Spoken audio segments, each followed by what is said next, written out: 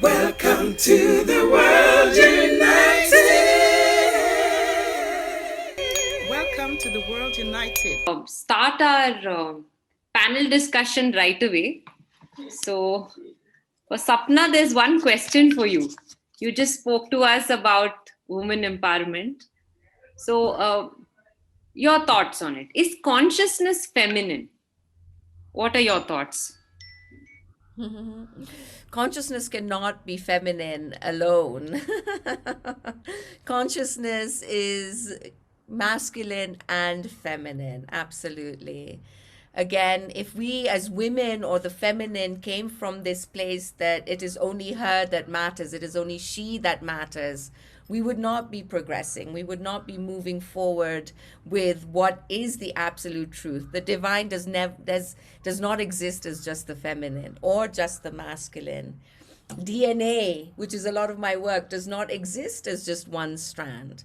There has to be a merging of the two, right? The masculine and feminine, the expression of Shiva and Shakti, the expression of all of the divine in all its different forms always has the masculine and the feminine in order to achieve and constantly maintain that balance in the universe. So no, consciousness is not just feminine.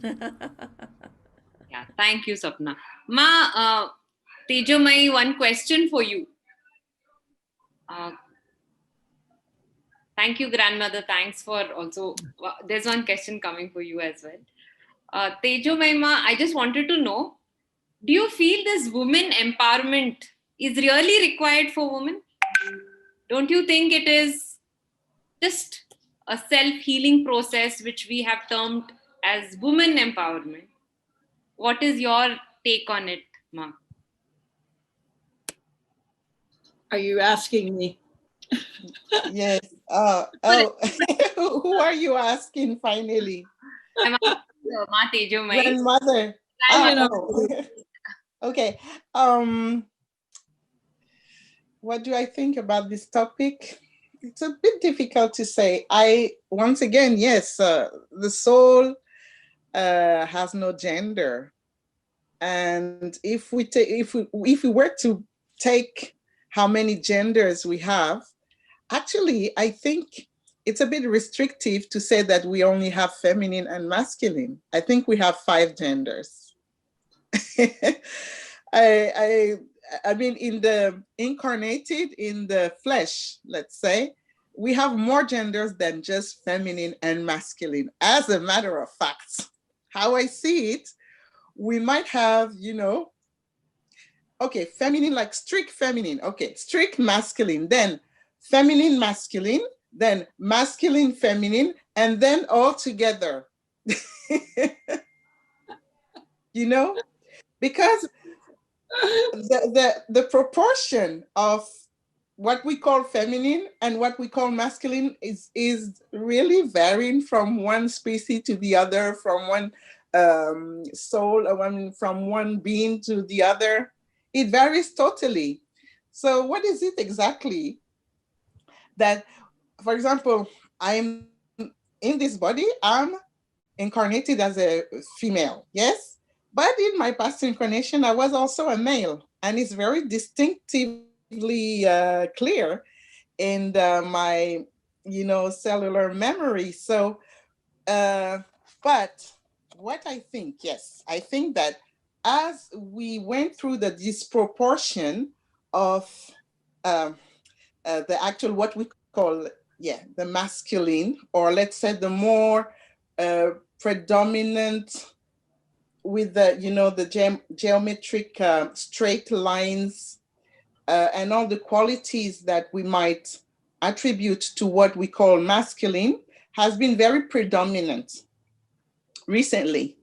So humanity sort of kind of started falling because of the disproportion. It is not that it is good or it is bad. It is just that it's not appropriate. Because in order to have the harmony, the peace, and the divine flow happening, it has to be balanced somehow. Or at least the proportion of harmony, of the balance between what we call feminine and masculine has to be balanced in majority, in time and space. I explain myself. Sometimes we might need to use the male quality in order to achieve certain types of things, of tasks. Yes, because for certain types of tasks, the male is more required for certain types of tasks. And for other tasks, the feminine is absolutely more appropriate. Now, when we take the whole task that we have, of course, we'll need the balance. So in the imbalance, the humanity started falling, and now we need to take it back up. That's all. I mean, that's how I see it. So this is why now the feminine is more required, because the masculine has been a bit too much, actually too much, simply put, much too much. So now we need the feminine to rise again, and we need all the qualities, the divine qualities and attributes of the feminine to be nurtured and to be cultivated again. Now, as women incarnated, as a, soul incarnated in women, feminine bodies, because of the society, and again, because of this imbalance, I believe that, yes, it is very helpful to have tools and to use reminders and healing modalities to acknowledge and honor again this femininity, this feminine, sacred feminine. We need it now, as a matter of fact. We need it because it's been messed up. So now we need it. I believe so. And at the same time, each of us has all these qualities within. So it's also our inner work, our inner reconnection, will, and activity that we need to put in action in order to rebalance that, whether you're a woman, whether you're a man. So yes, I don't know if I answered the question. That is pretty much my view on this. And I call on Mother Divine, and I call on Father Divine, and it's one. It's one. We have a serious tendency to separate all the time.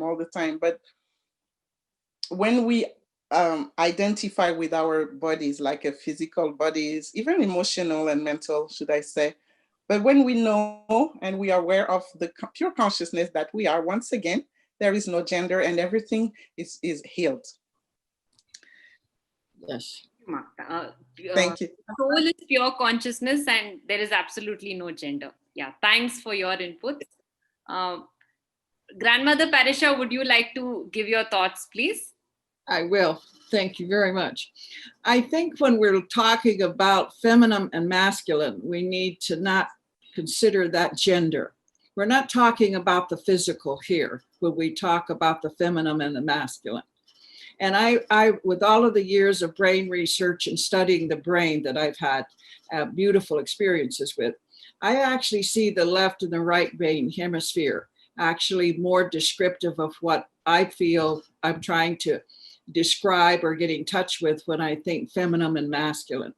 The feminine obviously is the creative side, the nurturing side, and everything else in us, okay? But men have that. The male gender has that. The father in the male gender is very, very necessary for the child and for the presence to be there with the family. So when we're talking about feminine and masculine, we're talking about logic and we're talking about intuition. We're talking about certain spiritual characteristics as far as the way I work with it.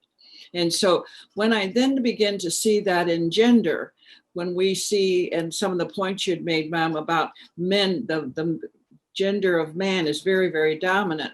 We've allowed that. Remember that every child is born and nurtured in the arms of the mother. And we encourage our sons to be strong and to be the hero and to take the responsibility and the weight of things. We put a lot of expectation upon men because of that. But when we come back to want to do the spiritual values of the feminine and the masculine, okay, then we have to realize we can pull on that as we need it. There's when we need logic, we have to actually work with the left side of the brain. We can emanate that logic, which is the practical side of man. And definitely when we get into energies, we know that there is definitely separatism in the male and the female. Okay, our very nature of seeing things not only resorts because of the individuality that we all have, but because of the influence of the body and the embodiment that we're in. So moving with the masculine and the feminine, we pull on it all the time. In doing different brain research, I would watch when we would do brain scans. It depended on the task that we would give the individuals as to what part of the brain that they would activate. And when it was things to color and creative and to put things together in a complementary way in that, then we'd see the right side of the brain come in. But we would actually see the structuring of it pull from the left brain. So you would see that the membrane between the brain cells, okay, was actually interacting. We come to call that the rainbow bridge because we would see how they were both pulling from that would work. So for me, masculine and feminine is spiritual. It doesn't have anything to do with the physical gender. It's that part of us that we can pull from and we can bring forth any of that. When we need to become very practical, when we need to be very, very clear on something, I believe that women very much pull from the masculine. Okay, and I also believe very sincerely and see lots of witness with it, especially fathers with their children.